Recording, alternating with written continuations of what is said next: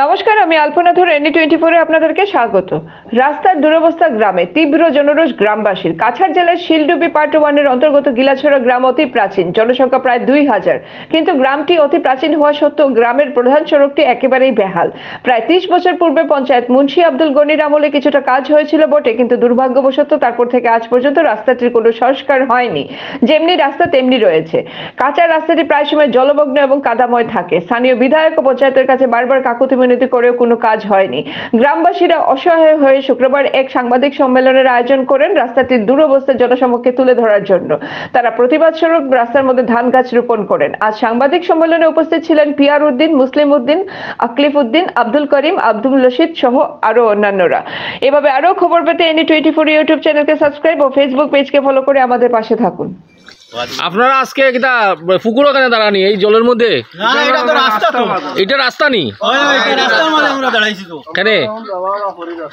এটা তো আমরা রাস্তা।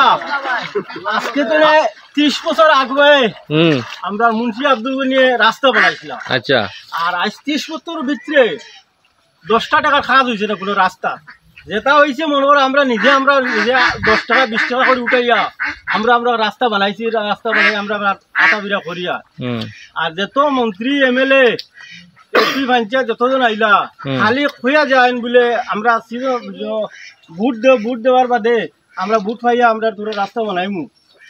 একটা মানুষের রাস্তা আর যেমন তার কথা কাম করাইছি। আমরা প্রায় 14 বছর মতো না বুঝলেন। একদিন আমরা গেছি আপনার ওই যে আমরা শিলডুবি জিপি অফিসও অন্য আসলে আমরা MLA তানেরও না আমরা কয়জন বাঁকা কয়জন গেছিলাম।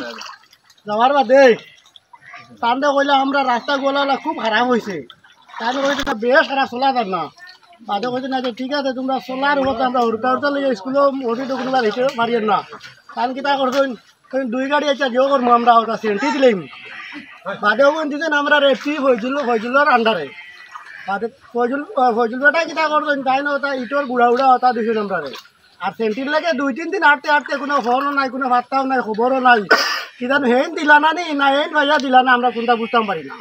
আমরা রাস্তার লাগে বেদান দেয়ার হরুটা বিয়া নিয়ে বেলা স্কুল যাই না, কোনো যাওয়ার কোনো লাইনও নেই। রাস্তার অবস্থা এখন আমরা মেন মুর্দা দাবি লেগে আমরা রাস্তাটা কিনা আমরা ভাই ওগুটা আমরা ভাইতাম কিন্তু কাম করেন না দিন না।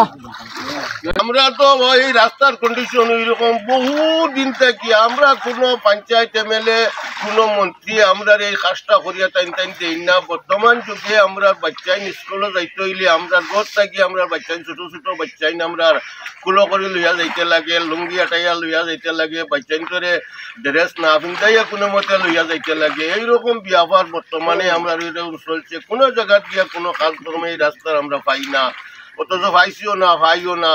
এই কন্ডিশনে আমরা আরো চলতে আছি। এখন একটা করবো আমরা ওই রকমও দেখতে আসি আইতে আসি, না গেলে তো বাচ্চাইন পড়াইতে পারিয়ান না, বাচ্চাইন করে স্কুল দিতে পারিয়ান না। ডেইলি এই কন্ডিশনটা আমরা ওই রকম দাঁড়াইছে। কোনো পঞ্চায়েতের কাছে গেলেও ওই রাস্তা হইব, কোনো এমপির কাছে গেলে ওই রাস্তা হইব, MLA এর কাছে গেলে ওই আমরা মাল দিয়ার ওরকম বুঝাই আজ যতটা বছর থেকে আমরা এই কন্ডিশনে আমরা চলতে আছে। আমরা কোনো সাহায্য পাই না।